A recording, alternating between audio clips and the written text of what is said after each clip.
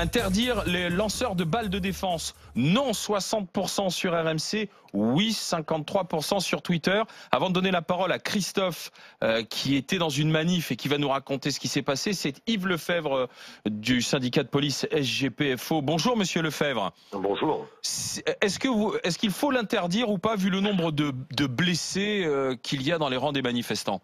Non, non, absolument pas. C'est un moment intermédiaire. On a de cesse de le répéter. Castaner l'a dit, Nunez également. C'est pas ce vers quoi il faut aller. Il faut penser autrement.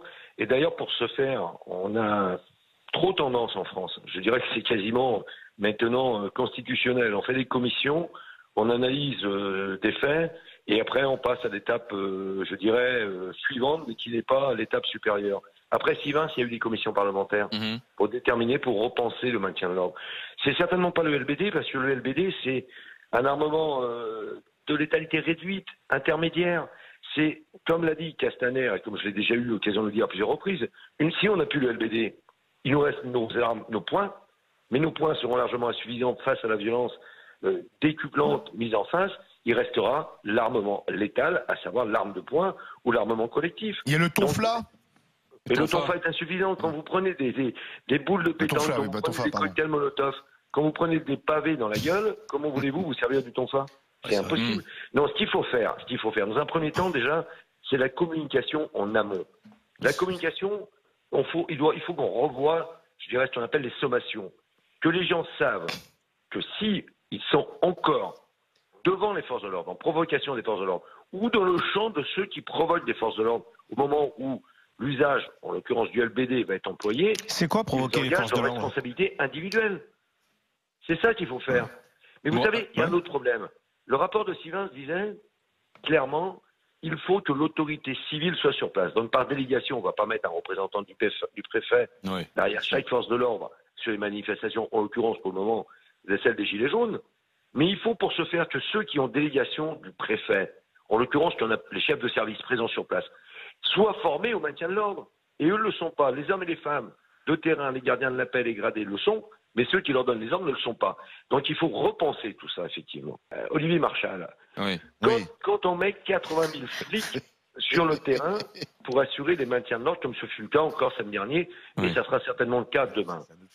Quand on sait que les CRS, qui sont les ultra spécialisés du maintien de l'ordre reconnus dans le monde entier, les gendarmes mobiles, tout aussi spécialisés, les brigades anticriminalité, tout aussi spécialisées.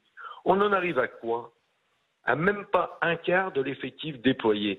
Quand on sait qu'on a mis des flics pour assurer le rétablissement de l'ordre public, qui n'avaient même pas de quoi se protéger, qui n'avaient même pas de ce qu'on appelle les jambières, qui eux devaient les remplacer ces jambières par des protèges tibias achetés dans des magasins, dans des grandes surfaces de produits sportifs, qui mettaient des casques de roller.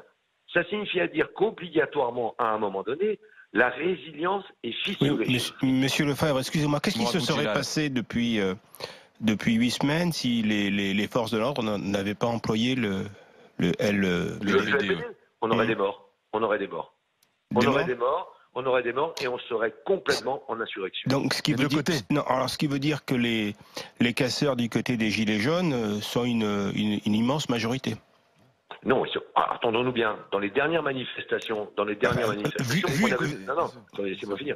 Dans les dernières manifestations, on avait plus de casseurs que de gilets jaunes. Oui, indéniablement, au moment des affrontements. Vous aviez disposé combien de policiers? La dernière fois, 80 000. 180 000. 80 000. Sur tout le territoire. Donc, pareil demain. D'accord. Donc 80 000 policiers sans tirer ne peuvent pas gérer quelques milliers de casseurs. Mais tout dépend de la déclinaison des offensives. Non, mais je vous pose une question. Donc ça veut dire que pour avoir besoin de tirer, ça veut dire qu'on n'a plus de 80 000 casseurs. Fatalement, ça veut dire que les policiers auraient été en situation de sous-nombre et se seraient fait déborder par les casseurs. Non. N'opposons pas la violence illégitime à la violence légitime qui est celle des forces de l'ordre. Non, moi je cherche simplement à identifier le besoin. Non, mais il y a besoin de tirer. Monsieur Lefebvre. Si effectivement il y a une majorité de casseurs, dans ce cas-là, ça peut justifier le besoin de tirer. Si je peux répondre. En l'occurrence, 80 000, pourquoi 80 000 policiers? Parce qu'on est opposé aujourd'hui à une tentative de déstabilisation qui est particulièrement exceptionnelle de par sa façon de faire. Ce sont des groupes disséminés. On n'est pas dans un maintien de l'ordre traditionnel avec un parcours fléché. On s'aperçoit qu'on a des groupes qui sont hyper mobiles, ceux qui ont imposé d'ailleurs à Christophe Castaner et à Laurent Nunez de revoir le dispositif du maintien de l'ordre à travers la mobilité de la réactivité. Ce qu'on ne connaît pas dans une manif traditionnelle.